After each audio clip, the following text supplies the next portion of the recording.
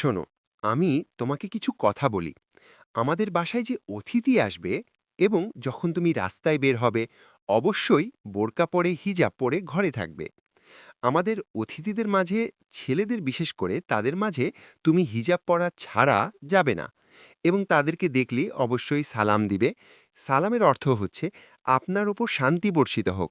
অর্থাৎ যেন আমাদের ধর্মীয় শিক্ষা শিক্ষিত হওয়া যায় সে বিষয়ে ফলো আপ করতে হবে।